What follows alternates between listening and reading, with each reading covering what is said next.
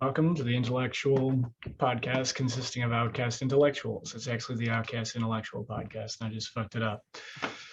Um, so originally today we were going to just do like a half-hour episode, but due to something I'm actually going to address on the podcast, there's no need for me to shorten it. So, like the title says, which I have to actually check because we just added it. I want to make sure I don't mess it up.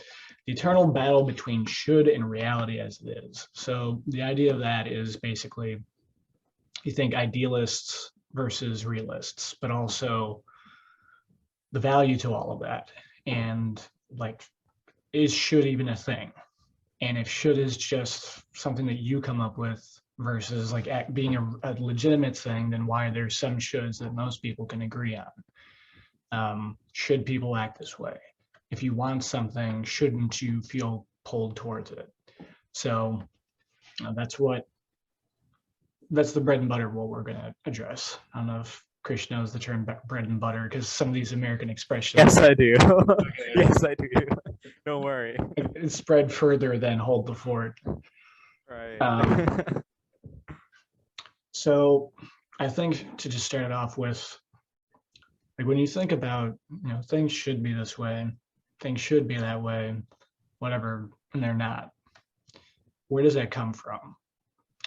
To me, the simplest translation of it is, or whatever the word would be, is that you desire something. It feels like there's this right way for the world to be. It's like having a vision of it, and then the vision doesn't match up. It's kind of like if you ever played The Sims or any other game where like you're trying to build stuff and you want to put it exactly here, but then like Right. like the game keeps snapping it like around to like different locations, and you just want to put it like specifically where you want to put it, but it won't let you. And that's kind of like the should aspect of it. So on the one hand, you feel so strongly about this, and yet on the other, it's almost like it doesn't even matter. And I think that that's probably part of the reason why we get so crazy when stuff like that happens, because we feel so strongly that like this is important, and yet it's almost like it's being dismissed out of hand at the same time. Right. And it's funny because if you think about like the video game example, does it really matter if this couch or that building or whatever is exactly here? It might have an impact, but not really. But on the other hand, like it's so important to us. And so like how do we reconcile that? How do we come to terms with things as they are while also balancing that with what we actually want to do? Right. I think one of the things that really popped in my head was this. There's this game actually I played too. Yeah, I'm gonna have to tie it back to a game right now. It's okay. It's called Gwent. Right. It's a card game, Okay. and in Gwent, you're dealt 10 cards, and yeah, every end of the turn or every end of the round, you get to pull like 3 cards from your deck, right? And those 3 cards are randomized, of course. So whenever the round ends, I always have like, okay, I need to get this card if I want to win. I need to get like, whatever card that I'm looking for. And then the draw comes and, I don't get the card. But still, after drawing the card, I still look for ways to actually make the cards that I have in my hand work, right? You play the cards you're dealt with, so they say. Right. And even though I don't get the cards I want, or at least that card that I needed, right, to win, I still manage to look for a way to make things work and actually win the game instead of like, saying that, oh crap, as soon as I look at my hands, like, oh shit, that's actually a bad set of cards. And I win anyway. And I guess the same thing with life, right? Like you have your hand and you're dealt, like you just play your hand, right? You play the cards you're dealt with. So if like you get this opportunity coming your way, It might not be the best opportunity you were looking for. What you think is like, let's say, uh, something that you're looking for, like a gig or a job that you've been wanting so much, but you get somewhat relatively the same, right? But not exactly. Maybe it's a different niche for a copywriter. Maybe like it's a different, yeah, it's a different like medium, Facebook ads or whatnot. But if you play it anyway, it's like that's how you reconcile it. Like you try to look for ways to make it work either way. That still moves you into the trajectory that you want to proceed to, right? Sorry, if I'm taking too much of the conversation. What do No, you think? no, I was just listening. Um, yeah, I do agree that it is largely a matter of like you can't control the wind, but you can adjust the sails, so to speak. Right. Uh, and that's all that only ultimately comes back to the whole responsibility thing and the accountability of just doing what you can with what you do have versus waiting until you have what you'd most like. Of course, at the same time, you're doing that in order to reach a goal.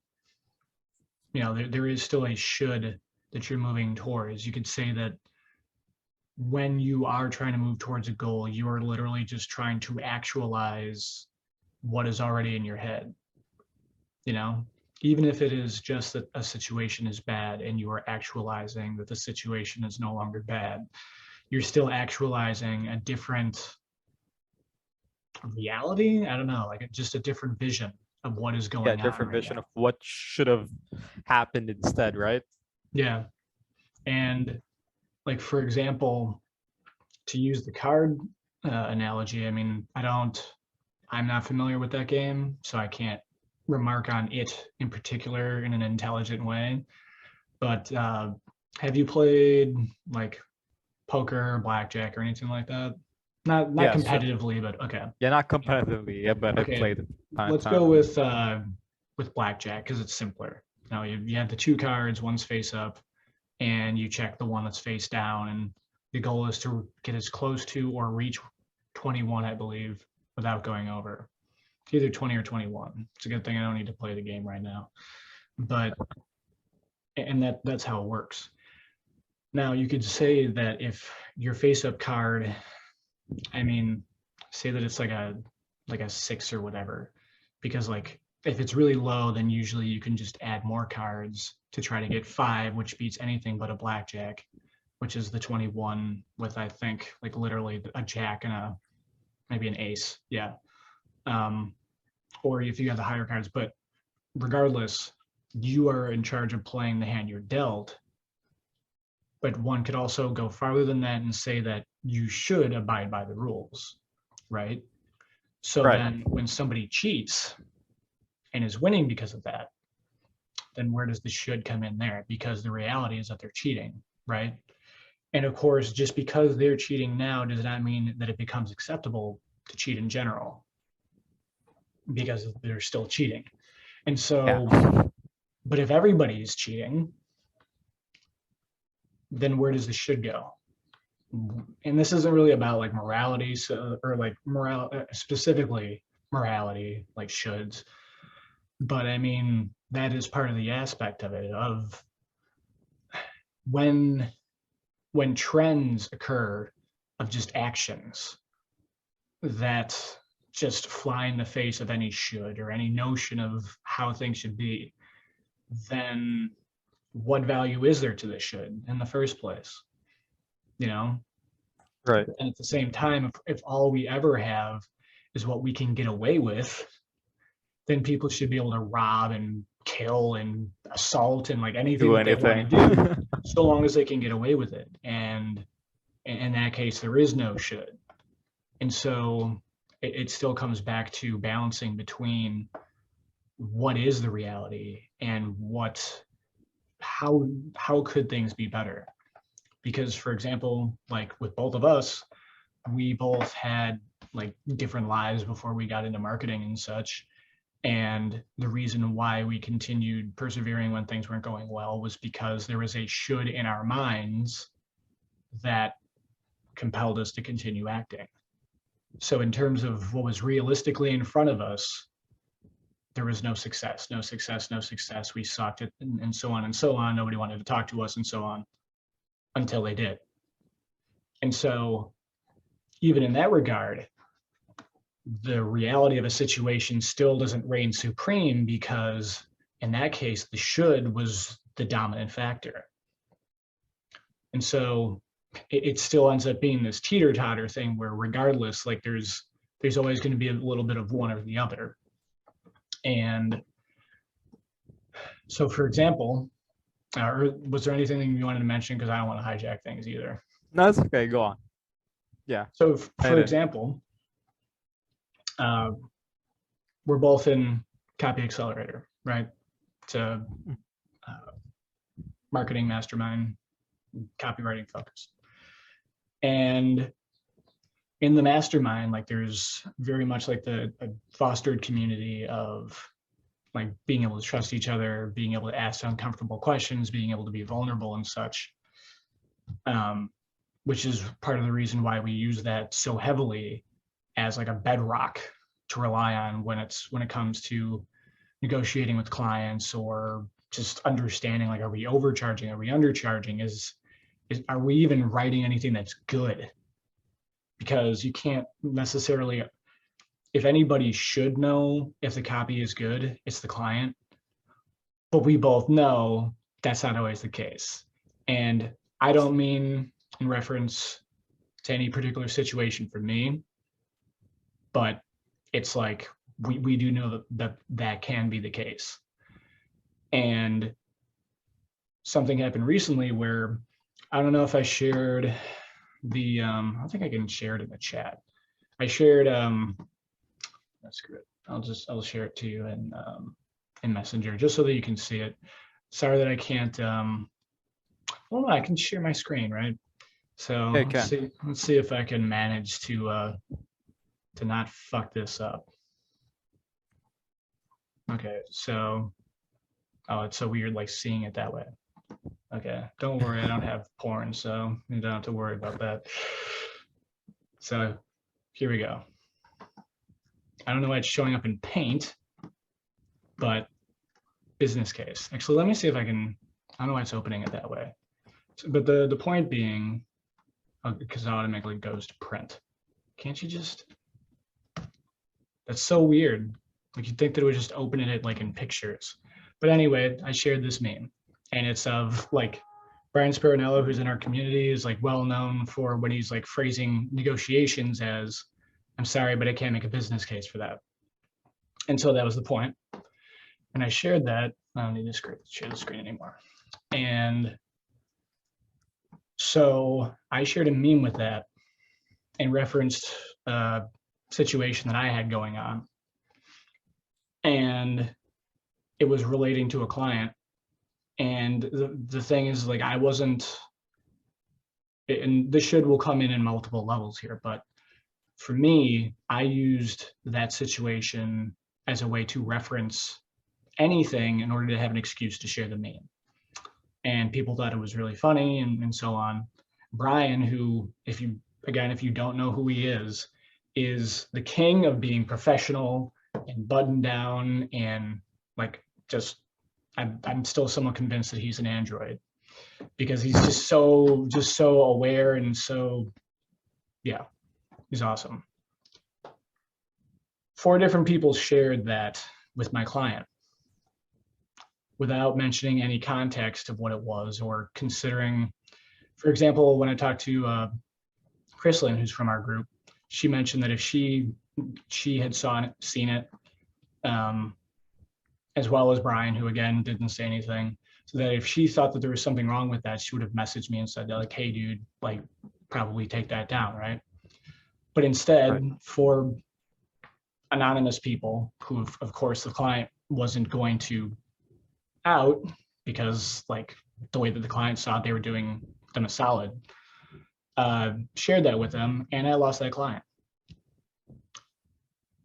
And so we get to the aspect of shoulds versus reality, because the reality is, to go backwards, should sharing that been taken in the context that the person was sharing it? Like, should the client have given me like the ability to establish a context in case it was shared out of context, which is what was happening. And then before that, should the person who shared it have shared it outside of the group when we specifically have a rule that says that privacy is important and everything that is in the group should remain in the group. Right. And then the reality before that would be, even though there's the rule in the group, should I still expect that people are going to abide by those rules? And then before that, should I have even expected that people would understand the context of the joke in the first place? So the reality now is that I don't have clients. Obviously, that is not my should, but that is the reality. But then at the same time, if shoulds don't matter, then again, there's no reason for anybody to be anything. You can't be friends because there can't be any expectations because there is no should. So if I can't trust that the people in my community are going to treat these things as if they are important, because ironically, while I hadn't considered that it could be interpreted that way, these other people either hadn't considered that it could be interpreted the other way that most people were responding to, which was just that it was funny. And I would like to give them the benefit of the doubt that it hadn't occurred to them that I could lose the client over it completely and just have no income.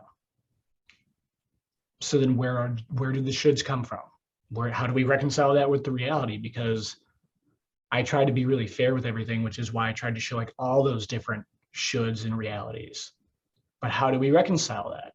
You know what I mean? Particularly when you can't put all the blame on one side. Like, yeah, I could just say, yeah, you're pieces of shit because we were in the same fucking community and you're going to share this thing with somebody when it could literally compromise my livelihood just so that you can, take me down a few pegs that I wasn't up on in the first place, or to, feel better about yourselves.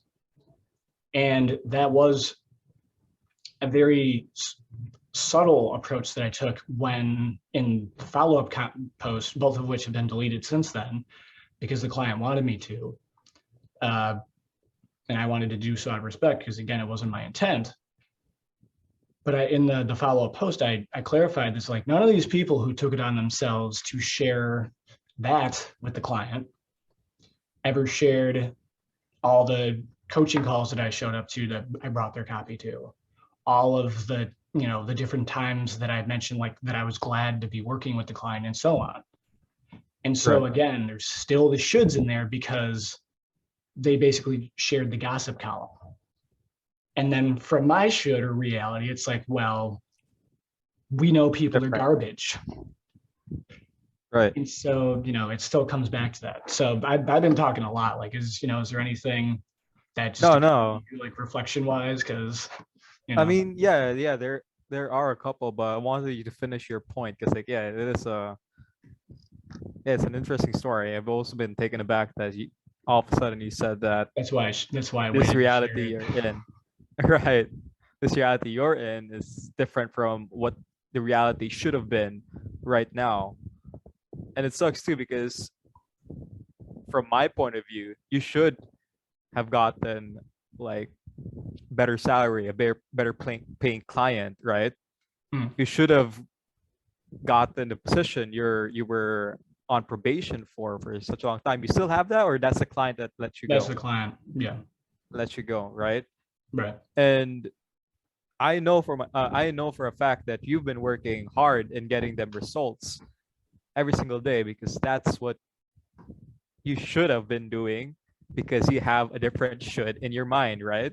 Right. And yet reality comes in, sweeps you, and then just, it just definitely blindsided you at some point where, I would have never even expected it to turn out that way. When you told me that, when you told me that you shared that meme, I was like, oh, that is funny.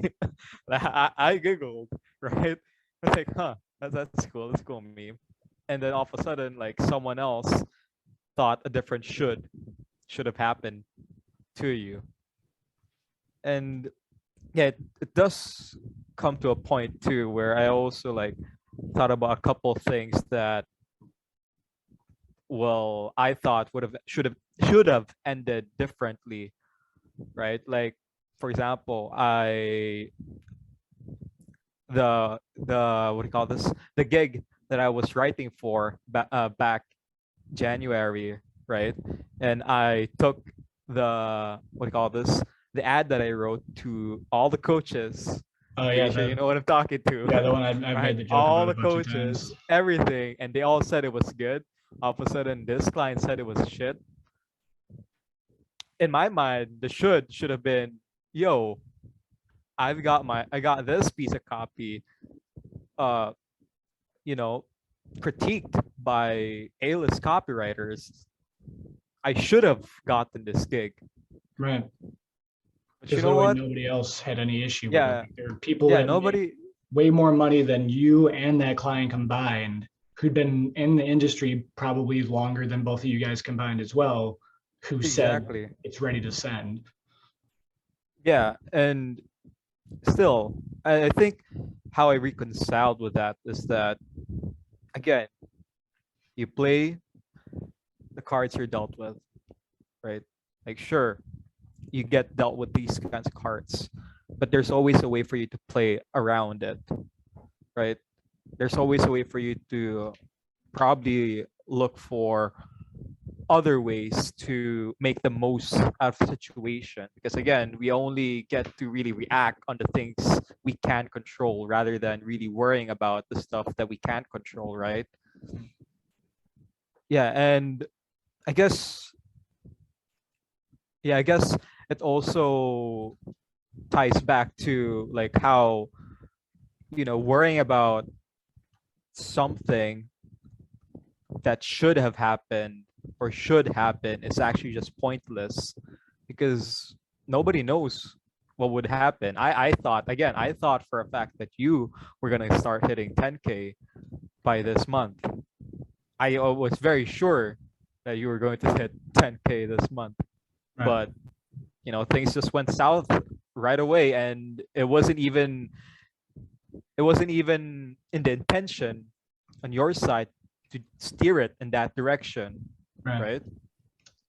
And yeah, it is hard to reconcile, given, well, it is a very big blow. You've just gotten into, CA full. You were very dedicated in like getting, sharpening your skills, your craft, your copy, and getting more value to that client. But again, your should didn't line up to other people's should. Right. And the reality is right now is that you lost the client. Right. And Right. I mean, even the reality of the program itself, as I understand it, is different from what the people who shared it was, because like I talked to some buddies of mine since then who like they knew the situation. They've been through other situations as well and similar situations. And they very much focused on the reality of human nature, or how, like, of course this stuff is going to happen because that's how people are and so on. And those points are not invalid. It also is not invalid to say that it was also just unreasonable how people responded, because again, like Kristen had mentioned, when I talked to her, uh, there was another way to address the perceived insult or lack of professionalism or whatever, while keeping it within the group as well. And so in that case, and again, this isn't really a matter of like different perspectives and moralities, because like in that case, they would still be in the wrong, because of course you could just think, okay, he always seems to have good intentions. Maybe he's just being dumb and sharing something completely differently than, it's going to come across this way and he hasn't even thought about it. you could still think, oh, that's just really unprofessional, and still take that response. So, but of course, this is still about individual shoulds rather than like an overarching, like, okay, like how should somebody react to this issue? Because again, if there's a should, you know, and it just brings me back to when you run into a situation or repeatedly are involved in situations where you are running up against these realities of other people's shoulds or things not being your should and so on. How do you as an individual reconcile being very practical in the notion of doing what it takes to get what you want versus not compromising your integrity so that by the time you get there, if you get there at all, it'll be a Pyrrhic victory, which is to say a victory that's ultimately pointless because of what you had to sacrifice for it. And that's something that I've had to struggle with since then, because I mean, granted, I talk about this like it was like 5 years ago and it was less than 24 hours ago, but like in most of my life and in the community, people have enjoyed the authenticity that I brought to it. They've enjoyed the jokes. They've enjoyed me saying something that most people won't. They've enjoyed when I point out like, oh, like this, like the awkward silence following this, that's going to make everybody feel like uncomfortable, even though like people just have nothing to say. People enjoy that until just one thing can be taken out of context and seen as this should have gone that way. And there you go. And so to me, they were still unreasonable to do that. So what do I have to do in order to still build an actual career in spite of all this, while also not compromising who I am? Because I'm not interested in being that person that just like pretends like I'm making $30 million every 4 seconds, because that's not true. I don't want to be that person that is just stepping over everybody and blowing them in order to potentially get a client or whatever, because it's just, to me, that's still not right. But then at the same time, it's also not right to me to have to gauge myself in order to be successful in an industry that's supposed to be about your skills, but evidently that there has to be some sort of compromise there. You know what I mean? And yeah. So for me, like, for example, I installed a plugin that makes it so I can't see my news feed. I'm honestly only going to really be going out of my way to like look at job posts and join calls and stuff like that. Like I'm trying to distance myself from social media, particularly because it's just the juice is not worth the squeeze, so to speak. And what I stand to lose from any misinterpretation of this or that, you know, it's just way too much of a sacrifice. And so instead I ended up having to sacrifice being open and being comfortable in things with people. And as a result of that, there are people who have been uncomfortable on calls, and they've told me this before. They felt nervous and introverted and everything, and they didn't know like if what they said was going to be stupid or whatever. And then they just saw me joking, just having fun, and it made them more comfortable with getting on video, with talking in the chat, with doing whatever. Right. Yeah. And as a result of this reality that I now need to work with, which is that I need to play things closer to the vest, play my cards closer to the vest, you know, to bring the metaphor back around, they are also robbed of something. And so this isn't even as simple as me.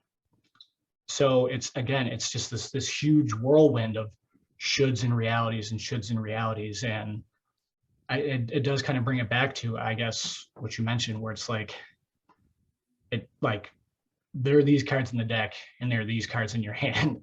And what are you doing to play them now?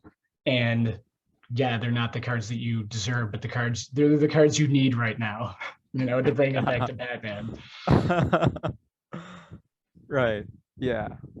Yeah, it is a tough notion, right? I mean, it is a tough problem. And not I to make mean, it exclusively about my situation. Like, if you think of anything else, don't feel like we need to focus on this particular example. no, I mean, it is a very good example. Like I've been like, ever since you shared that right now, I couldn't believe it. Like I was asking myself repetitively, is he talking about that Like, job that he said that he's been getting so much results for his clients, and this thing's been going so well? Is he talking about that? And right. then when you said that, yeah, it is the one. Yeah, I've been trying to figure out what I would do if I were in your shoes. Because yeah, it is very. If if I was like if I was like drawing from my deck, You that just got must a have bunch been of like the twos. worst cards. Yeah, it must have been the worst cards ever. That doesn't go in synergy with what I had in my hand. Well, in context with Gwent, right? Right. Yeah, that is quite hard. And I guess it still goes back to the point to how bad you want your goal to really, manifest in your life. How bad you still want that. How uh is setback after the setback, after like, falling down, are you willing to get back up? It's the same. I think what happened to you right now is the same as like those business owners who got like washed out during the pandemic, right? Bankrupt, whatever. And then all of a sudden, will they actually decide if they should start anew, if they should open up the business, another business, some sort, right? And I guess what I'm trying to say is that once you fall down once you fall 10 steps down, are you willing to take 2 steps more until you get back to where you were? And of course, surpass that level later on. Yeah. It's like you still have to keep the should in your mind as the sort of ends justifies the means attitude. And then ultimately, like, because the thing is that your principles are what define how you respond to things, right? It's how you act. It's how you, uh, yeah, just how you act. And so if you think, okay, say you're going to be evicted next week and you're walking down the sidewalk and you find like a bag of money, what's right? Because if you're going to be evicted and you take this bag of money back to the police station, oh, maybe somebody's going to be so happy and they're going to hug you and you get to get a dopamine rush from doing, in quotes, the right thing, but you're still stuck with the reality of your situation. And there are people who, let's say that there's going to be like a karmic wheel where it'll come back to you. I've done a lot of good things throughout the years that never were repaid. So I don't believe in karma personally. I think that if you go around punching enough people in the face, sooner or later someone's going to punch you back. But that doesn't make it karma. That's just statistics, This you know. sucks, yeah. So when you think about it in the context of just that there can't be just one should in a situation, because in that particular situation, you, relative to your interest, your needs, you should take the money. It's cash. It's not going to be traceable as far as you know, and pay for your stuff. And I don't know, maybe like maybe start a business where you can eventually make so much money that you can donate it to orphans or something like that. And so in that case, ultimately, the good that was done would outweigh, in quotes, the good would outweigh the bad. But then at the same time, in the moment, that is still wrong. But of course, if you do what is right, it's only right for somebody else, and you're still fucked, you know? And even just for example, uh, like I was advised to not even honestly to not even mention what was going on, and that's why I am making a point of, for example, I'm not going to mention who the client is, and honestly, it's not on the client in the first place.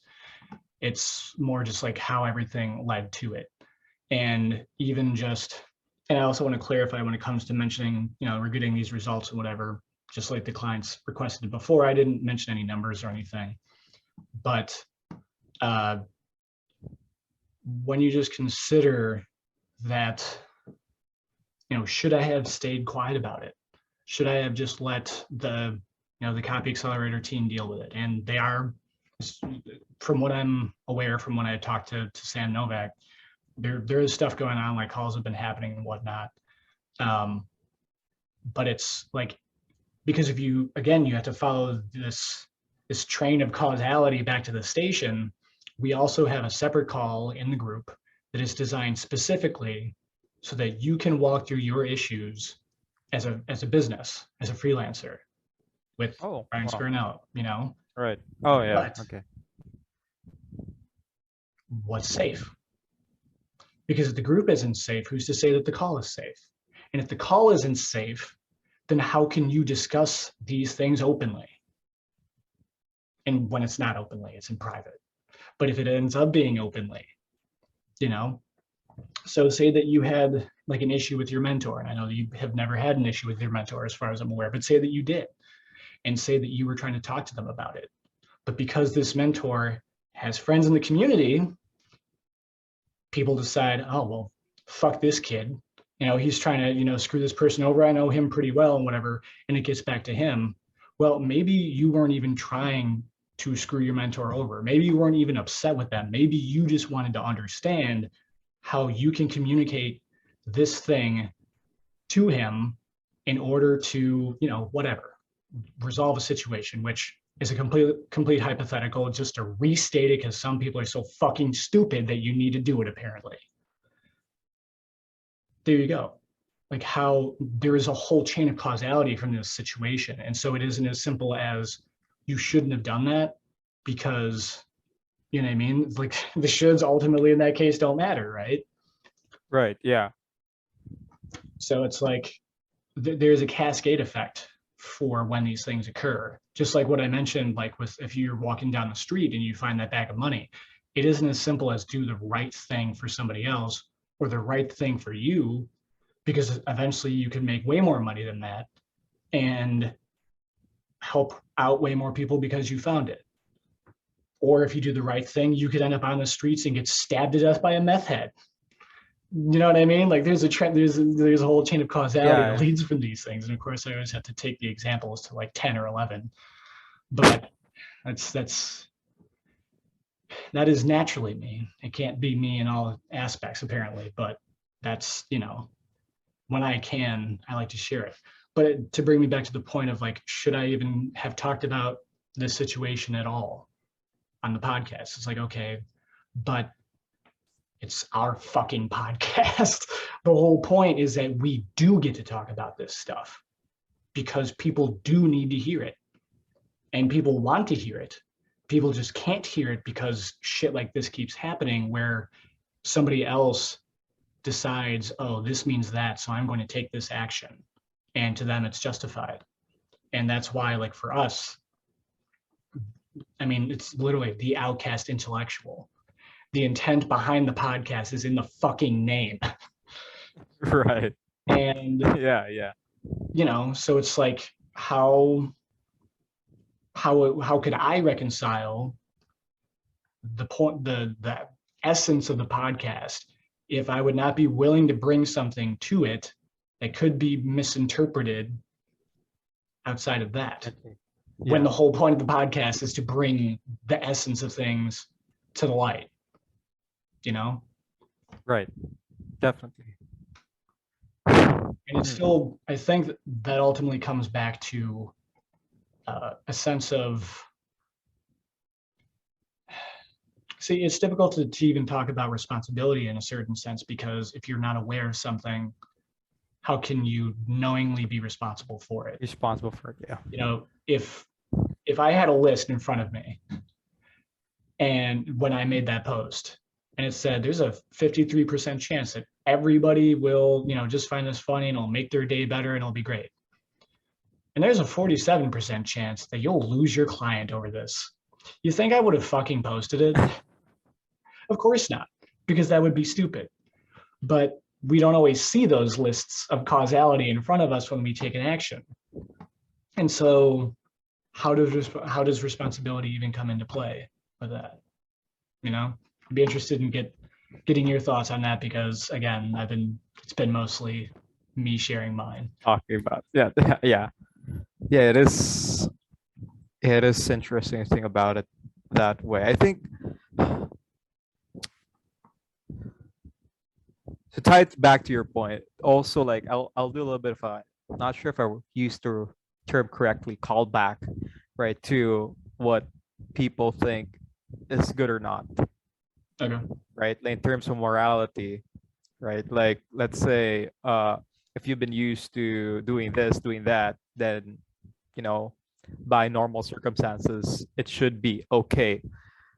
What I try to say is that if, right, I don't think, again, that you were, again, you did it in bad faith. Nobody in the group who attends the calls, especially Brian's, would even think that it was done in bad faith. So therefore, I wouldn't even say that you're 100% responsible for what's happening to you right now. Definitely shouldn't be, because again, in your reality, it was definitely just okay. It was definitely, passable. It wasn't like uh you weren't intending to insult the client or even Brian at any point. And like you said, Brian was silent about it, or Brian thought it was funny. He literally said that I Yeah. won the internet. By the way, you're a little quiet at the moment. I don't know what's. Hello. That's not hello. Yeah, it's not that I couldn't hear. It's just maybe just try to project more. I don't know. Hey, But this is very close. I'm not sure what's happening. yeah. Anyway, it was yeah. better. Yeah. So even Brian thought it was okay. I thought the first time I saw it, I was like, oh, that's funny. Right. I thought there was nothing wrong about it. But again, what we think is right is different for other people. And again, it kind of like there is, you can't just say that, you can't just blankly say that you deserved what happened to yourself, because again, your intentions was different.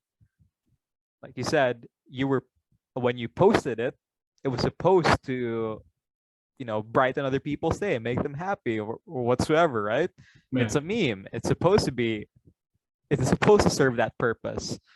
But some people took it the other way, and I don't think it's your fault that they did, because in your point of view, you did the right thing. You made people laugh. How many people reacted to it, at least positively? Yeah, everybody reacted to it positively. Nobody said anything about it being like unreasonable. Nobody messaged me about it, Hey, and how many people shared it with your client? 4. There you go. But I mean, there you go. The unfortunate reality of it is, in this case, it's not like the majority wins out, because even though the majority thought it was funny and, entirely okay, including like Sam and Brian, who are both very professional people, the reality of it is still drastically different. It's not like because most people thought it was funny, I only got, I got a proportionately less negative result as a result of the 4 people who shared it. And so in that case, you have the minority being able to have a gigantic amount of leverage in that case. Leverage, yeah. But still, again, the point being is that I don't think that you should be responsible for it. I don't think it should have costed you your livelihood. No, I don't. I think pretty much most people in CA, because again, most of them did react that way, never thought that you'd lose that client out from that meme, right? So if I were in your shoes, I wouldn't. I mean, if I were the person who posted it with the intention, again, of like, people should react to it this way because it's funny, and I should be making other people's day, making them happier because of this meme. But again, it wasn't, it didn't play out that way. What I'm trying to say is that the intention behind it was in good faith. That's why let me just sidetrack it to a little bit of like legal management. Again, I did study law for a while. So there's this thing called good faith and bad faith. Okay. So basically, the general notion is that if you did something in good faith, but it was a crime, right? Let's say it was an accident or some sort, or whatever it was. If it was in good faith, sometimes, I mean, most of the time, it lessens the sanctions, right? It lessens everything because you did it in good faith. You did it in the good intention of like helping people out. That again, so it turns out it didn't help other people, or it made something negative came out from it. But if you did something in bad faith, right, not only will of course be in the bad intention, but it will also increase the penalty that that's served to you, right? Do you am I tying the point neatly here, or what do you think? Yeah, I mean, it comes back to the nature of intent in that case. And I mean, and it does come back to another aspect of should, which is kind of like an interesting even connection to think of law, because law is necessarily like a crystallization of should for the sake of consistency, if you think about it. It's like, Yeah, we all know that there's stupid laws like paying property taxes on something you supposedly own. You know what I mean? Like if you own it, then you shouldn't have to pay a tax on it because you already paid those taxes when you bought it. But you still need to do it because somebody else says you need to, even though they're making money from something else that should pay for the same thing. But the reality of it is that the should exist there for the sake of having that concrete, like just line of this is how it is and that's how that is. And in that case, even in the notion of law, I mean, lawyers are generally regarded as slimy people because their job is to get people, is to just win, right? They're essentially, it's like modern day sophistry, which is sophists were people from, I think it was ancient Greece or Rome, where literally they were just so good at arguing something that they could argue their way out of anything. And that's what people, a lot of people consider lawyers to be. So even when it comes to law, you have like these expensive lawyers who can basically get you off most things. Or, if you freaking blew up a building full of people, they can get you down to like,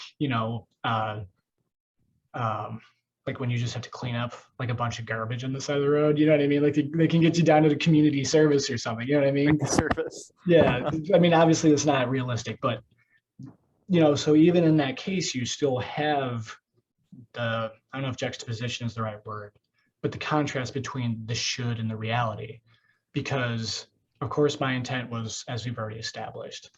And even the client mentioned after the fact that they knew that it was never really my intention to try to insult them and such. It was more just the reality. It's kind of funny how that ties back in of how that could be interpreted on social media, which is, again, why I'm not going to be sharing much in terms of my business on social media, because it's not worth the trouble. But then it also comes back to the reality of what you've mentioned of what do you play when you have those cards? When someone farts on your cards and hands them back to you, just the maximum disrespect. All right, go on. Yeah, I know. What do you do? Like if your choices are to be freaking, eaten alive or jump into a sewer and hide there for a week, neither of those are desirable situations. But like, what are you gonna do? Those are the cards you're dealt. So for me, it's like, to bring it back, what do I do in this situation? So on the one hand, I'm not going to be talking about business and particularly in specifics. I'm not going to be sharing anything that could be potentially compromising with people in a group setting. This is the podcast. This is just a commitment that I'm making, that I'm just going to be fucking honest here. And, there you go. And maybe that will allow me to be more reserved in other aspects, because I can still come back here and still be able to have this discourse. You know what I mean? But going forward, how else am I going to address things? Because, for example, part of the best solution could be what I'm ultimately going to do, which is to escalate my plans of using my marketing knowledge to start selling my own stuff, so I don't need to worry about the gossip. You know what I mean? Obviously, that doesn't mean it's going to happen tomorrow, but that is another choice that I've made in light of that. But even when you think about that, when you have your own products, think of, you have a great product offer, whatever it is. You have a product page or whatever, there's reviews on it and everything. And then this ties back to you as well, because I know you want to do your own e-com store at some point, e-com brand and such. There are always those people who will give you a 1-star rating because they it was a face cream and they freaking rubbed it on their elbows. You know what I mean? Like there are just crayon eaters out there who ruin it for everybody else, who will just, there is literally no way for you to make everybody happy in that case. Of course, it doesn't matter how many people you help in whatever way. I mean, obviously it depends on the nature of your product, but it doesn't matter how many people are satisfied with that product, because if somebody sees that 1-star review first and decides that this is a representative sample, then the outcome is still what it is. You know what I mean? Yeah, I do. And so even if I start, focusing on my books, on my music or whatever, what happens when, one of those woke culture idiots listens to a song that I write that doesn't conform to what they want, or, say that it's to hell with group power, how about your individual power? And then they decide, I don't know, it's ableist or whatever stupid assery they would come up with for it. You could still say, once again, it's well, obviously this song is geared towards whoever, and it is not meant to put people down, it's meant to lift people up. But same thing with the meme and the joke, doesn't mean people aren't going to interpret it that way. And it doesn't mean they won't try to cancel me, won't try to share this, they won't try to share that. Well, he shares a happy Hitler picture with people to make them laugh or whatever. You know what I mean? It's and so people will take all this stuff out of context in order to attack somebody because that person violated their perception of should. And so what happens when, a book or a song that I release is, unpleasant to somebody who's going to make a fuss about it? What happens when you have your e-com brand and, someone acts like you're trying to friggin', poison people with arsenic because, I don't know, because your paint job wasn't done by a friggin' Tibetan Buddhist priest, living in Sri Lanka. I don't know. You know what I mean? When they just decide that there's something horribly wrong with what you did, yeah, for what to everybody else is an unjustifiable reason, but still has a very real impact, Yeah. And I don't have a straight answer for that, which is why I was hoping for you to take over for that. Actually, I don't too, because it is a puzzle. I guess really what you could do at that point is really just work with whatever situation you have, right? You can't really control everything. There will always be those setbacks. There will always be, those times when you think that this is it, I'm done. I guess I could share with the amount of time we have very quickly. I was working for someone, I won't share his name. Right, you can't afford to. And I was working with someone who was very much well known, and yeah, bottom line was that I didn't know that I did a horrible job At at least that according gig. to them. Yeah, at least according to them. Because like for as much as I know, I was doing okay. I was like, I was abiding with. I mean, I was asking if I was doing the right thing, and on their side, they said, "Yeah, you're doing the right thing." And all of a sudden, like I don't know, I And probably got blindsided and said that, "Hey, this isn't what I wanted," right? And it costed me that relationship with that person, right? And I thought to myself, "Oh shit, I'm done." This person knows a lot of people, but still, this was the situation I was in. This was the card that was dealt. How do I play around it?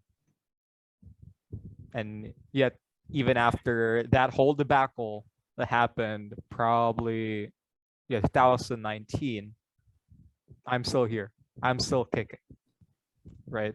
Because again, those setbacks are bound to happen. They're bound to happen even to the best people there is. Elon Musk almost got bankrupt with Tesla, right? He was literally living inside the office because I think, as much as I could recall from his story, he couldn't pay rent. his He was the when he helped put what eventually became PayPal together with his brother. I forget exactly why, but his brother kicked him out of the business. And so like that's another situation like from his life, where yeah, it's exactly. But then these people, their shoulds was so strong, right, that reality conformed to that should. Mm. And I guess that's really what, if if I were put into your situation, I would fix myself too, right? Like, you're a great copywriter. People have acknowledged your copy. So if you lose one client, maybe that just opens up a door to another, maybe to even better one, right? To a better high paying one. Who knows? Probably 2 weeks, 3 weeks. But that's not going to happen unless you're going to start like going out there again Right. and start getting back up, right? So I guess that's how you could reconcile, how you could reconcile that reality, that card that you're dealt with. Because again, even after you lost it, your skills are still well sought after. People would still, in the right mind, would pay for what you have, what you can do for their business, because again, it brings them a lot of money. Let's say, this one negative event, right? This one bad event about yourself probably ruined your reputation, but that still doesn't change the fact that you can write damn good copy that brings results. Right. And I mean, it's my reputation definitely isn't because I was talking to Jared and Mike, and like they said, like this stuff has happened in some form or another to everybody, like, usually early on in their career. And again, I still don't think that where I was coming from was in the wrong. My intent wasn't in the wrong. And the client even said that they knew that I wasn't trying to come at them. And to just to clarify in terms of like the pricing and everything like that, like we were in discussion about that. So it's not me trying to say that they do not pay people well, because like my intro period was over and we were discussing what it was going to be. And so, just to clarify that, because we live in the modern world and you need to clarify anything and everything. I even wanted to make a joke about like, I have my Tonto, like, that I will bring out as like a joke sometimes. This, and like I'll do it like when we're playing like games or whatever, when we're gaming together or whatever. But then when I heard that you had like the one dude that that you had the issue with, like, that I don't even know who this person is, so I'm probably going to ask you like in isolation, because I am the open loop is compelling. But like I was compelled to say, and now his consequences. But you know what? I thought about that as I was planning to do it, and I'm like, how do I know that some idiot hasn't been watching this podcast episode the whole time, just waiting for something, waiting for anything to you could use report. against us. Yeah, to report. Yeah. Well, and probably more against me, just because I think I'm more polarizing in that aspect because of just who I naturally have been. Like, I definitely think that if you polled like groups of people who knew both of us, I would probably have way more people who hate me than people who hate you, which is, it's just the par for the course. I guess, yeah. Yeah. But it's like, so in that case, like, should I have been able to make that joke? Of course, because of course I don't plan on finding out who treated you however that way and actually go to assassinate them. It's obvious. It's obvious I don't plan to do that. But somebody who's a friggin' cran eater is still going to interpret it cran eater. It is to denote the term retard. I didn't say it that way because, Facebook might just randomly scan the audio and decide that I can't say stuff. The year is 2024. Looking at the cameras now against community guidelines because it puts pressure on people with social anxiety. You know what I mean? Like, dude, we joke about it, but like every year it's shown, like whatever. But then I'm getting way off track. So that is a case where I understand the should, but also the potential reality. And in that case, because it's so easy to get, kicked off of Facebook, was the joke worth potentially getting kicked off Facebook and not being able to do the podcast? In that case, the answer was no. And I guess it's just kind of the opportunity cost is understanding, like you said, that you can't control everything and that there are things that are going to happen that by all fairness and whatever, and with good intent and everything, that should not have happened, in quotes, but could or might or will. And the only thing that you can do is to approach things in a way that you, with your conscious actions, mitigate that as much as you can while still moving towards your should, Yeah. So that beautifully ties it up. It's just goes back to my trend of, being able to ramble, but then like I can fit the succinct bit in at the end. Also, if anybody's been watching, I've seen like some reacts here and there. I don't know if anybody's been commenting because I've been trying to check. I've been refreshing and stuff, and I haven't seen anything. So we're not trying to ignore you if you've been doing stuff. Facebook is just zucking us, if that's the case. Or maybe Facebook is not doing something for once. We didn't. Did we handle what you mentioned about why worrying about an outcome paralyzes you to take full action, like what to do instead? Or I don't remember. Did we address that? I mean, it does just goes back to, again, to the whole just do what play the cards you're dealt with notion, right? I mean, I guess I could touch on it lightly just to finish that point. When I was writing this this lead for someone, Okay. I was like getting stressed. I told myself, I need to get this job. I need to get this gig so that I can, whatsoever. And one of the things that really like stick with me, right, was like this person told me that stop worrying, low pressure, high reward. And I was like, what does that mean? Just do it, and if it doesn't happen, then at least you did it anyway. No. I guess what I'm trying to say is that there's no point of you stressing over something, right? There's no point of you like worrying about something to a degree that gets you paralyzed or that puts so much pressure that you can't perform, right? Because at the end of the day, it's better to just do it rather than worrying about it, because the moment that you do worry about it hinders you from actually doing a good job. Right? And to actually, it also ties back to the whole notion of attachment, You shouldn't attach yourself to a certain outcome, because when you do, a lot of times, you might not get it. But by the time you do get it, then at least you know that you did. I mean, you did it to your full capability, because again, you weren't worrying about it so much. Does that make sense? Yeah. So the answer is to be what society would call an inspiring sociopath. Because you're not actually attached to anything, and you're So, just like, it's all just being logical and rational, and like this is what you want, you're gonna do it. But it's funny though, like like a joke about it, but if you think about it, all the people who have had the highest achievements ultimately did that. And yeah. so it gets down to the point where like, and the nature of sacrificing something in order to achieve what you want, and what it, I mean, I kind of addressed that in another one. But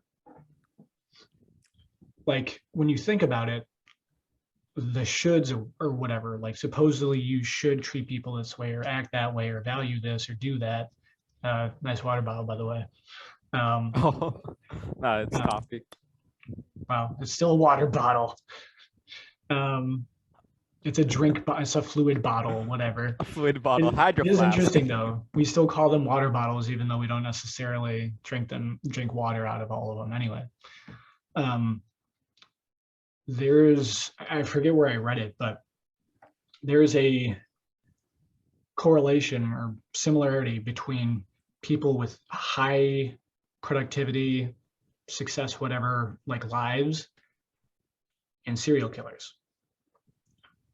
And the similarity is that they came from often extremely stressful circumstances. So, for example, like Charles Manson was one of people's favorite, crazy people before he died. And probably still one of people's favorite crazy people. Like people, they like talking about like all the crazy shit he would do on like video and whatnot, acting like like a freaking cartoon character that gets people killed. But and they'll talk about like his plan to like with Sharon Tate and like all the stuff that he orchestrated and whatever. But then most people don't know that he had a fucked up childhood and like teenage years and adolescence and so on. John D. Rockefeller, whose book I'm still finishing because the bastard lived to be 99 years old and the book is long as shit, um, grew up in a shack with like, he had to leave school in order to get a job to pay for the family because there were like, I think like 5 of the kids, and his dad like just took off, and like when he did come back, like sometimes he would bring him money and sometimes he would steal from them. And like his mom had like this, I don't know what it's called, but like you just get like, you become almost like a vegetable, like you like recede into yourself in a certain way. I don't know what it's called. And he just had to go through a lot of different situations. And by the time, like people know him as like the oil baron, they know like the richest man, I think, adjusted for inflation, of America of all time. And but they don't consider that like his first job was being a bookkeeper for like a grocery like commodity like stock thing, whatever. And he only got that job after like walking from business to business all day, every day for like a month. And it's like, and he did that, and he brought that same like just merciless patient precision to everything else he did in business.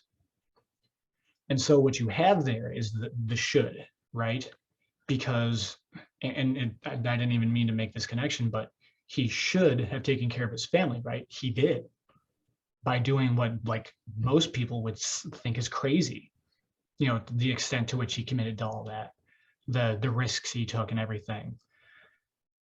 But people would also say is like, well, he shouldn't have treated other people this way. But it's like, where do those shoes come in? The reality is that he had something that he wanted, and he did what it took to make it happen. And if we live in a world where there is no one should, there is no,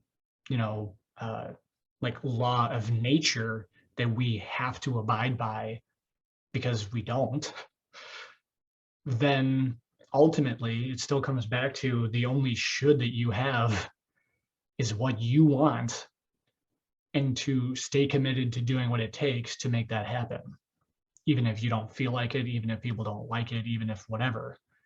And even if it means changing who you are in order to be capable of doing that. Yeah. So, leave it to me to bring it back to being profound and all that, but it's something that occurred to me at the end. So, thank you for joining us, Old Sports, and for tolerating me and waiting for Krish. And we will catch you on the flip side. Yeah.